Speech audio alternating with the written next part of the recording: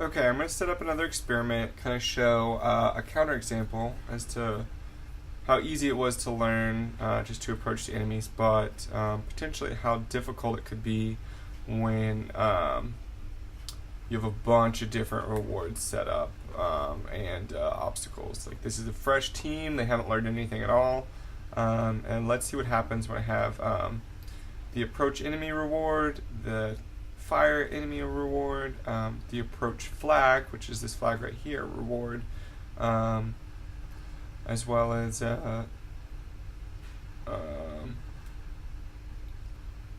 let's also do avoid fire because we've got these turrets. Let's turn this down.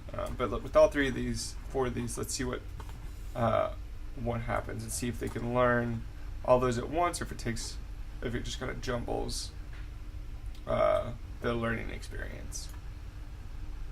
Especially, my hypothesis is that the wall is going to make a huge difference. Without even learning to approach the enemy, they're not going to do anything all that useful. But some are still learning to approach the enemies. But it seems like without any of that in place, they're still just kind of wandering around for a little while. But let's leave it up for a minute. It seemed to take a minute or two for them to like really learn a bunch of things last time.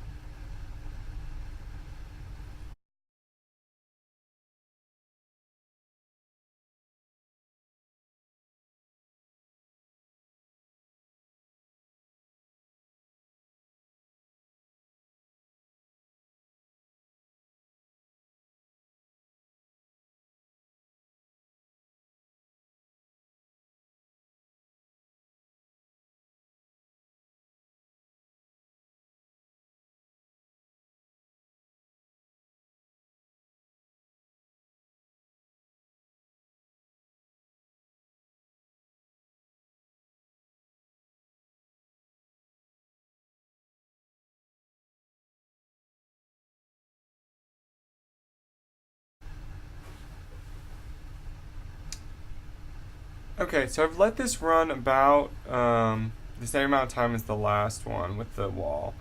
And while it seems like they've learned some stuff, we've still got some like kind of going up here, kind of getting caught. I think they're only just now learning to go around the wall. Um, yeah, I don't think they've picked up firing at the people all that much. They fire some, but not a whole lot. But they're definitely not approaching the enemy in the same rate of learning that they did before.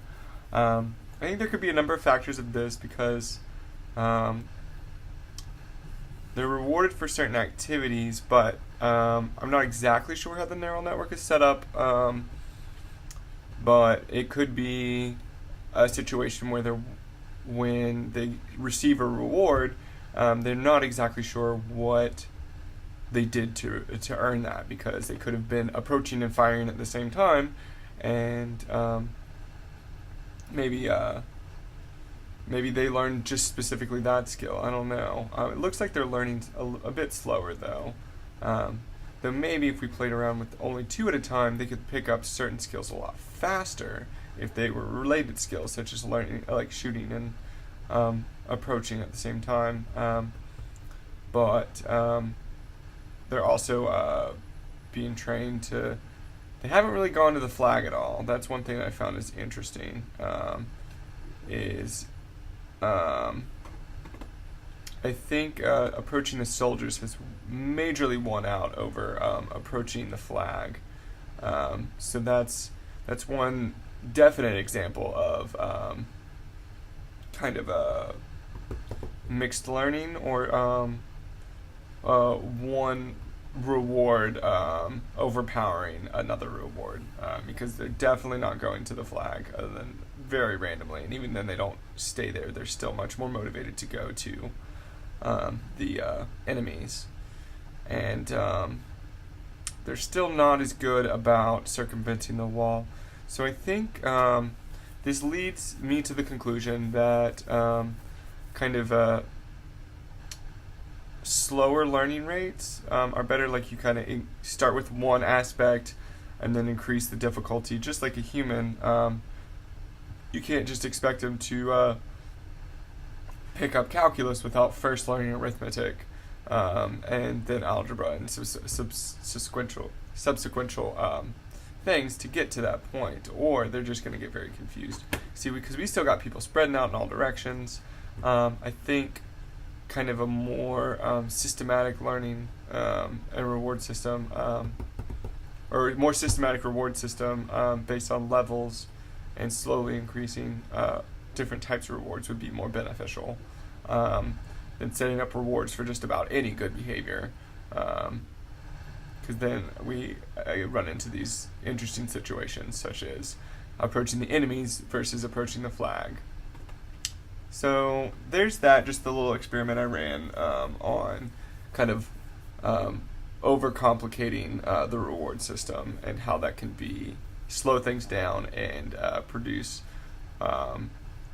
some, or not produce some desired results while only producing other desired results.